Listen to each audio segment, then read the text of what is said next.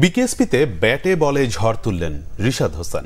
এই লেগ স্পিনারের অলরাউন্ড পারফরম্যান্সে লো স্কোরিং ম্যাচেও গাজী গ্রুপ ক্রিকেটার্সকে ১৩ রানে হারিয়েছে শাইনপুকুর ক্রিকেট ক্লাব। লিগে দ্বিতীয় স্থানে আছে শাইনপুকুর ক্রিকেট ক্লাব। প্রথমবার শিরোপার হাতছানি পেতে গাজী গ্রুপের জয় চাই তাদের। যদিও বিকেএসপিতে তাদের ব্যাটিংটা শুরু হলো বিপর্যয় দিয়ে। নিয়মিত সাজঘরে ব্যাটসম্যানদের আসা যাওয়ার মিছিল। ১০০ রান ওঠার আগেই আউট ৬ ব্যাটসম্যান। সপ্তম উইকেট পড়ল ১০২ রানে। সেখান থেকেই রিশাদ হোসেনের প্রথম ঝড়ের শুরু।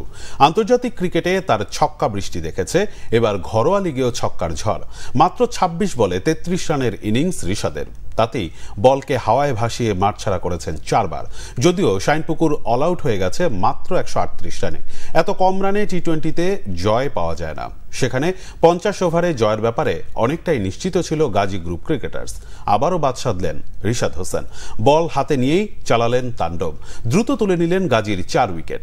১০০ রানের আগেই ৬ উইকেট হারিয়ে বিপর্যয়ে গাজী গ্রুপ ক্রিকেটার্স। সেখান থেকে আর ঘুরে দাঁড়াতে পারেনি তারা। অল আউট হয়ে গেছে ১২৫ রানে।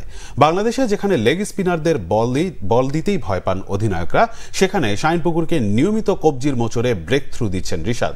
২৩ উইকেট নিয়ে রোয়েল মিয়ার সঙ্গে জমিয়ে তুলেছেন সর্বোচ্চ উইকেট শিকারের লড়াই, যা দেখে আশাবাদী হচ্ছেন জাতীয় দলের নির্বাচকরাও।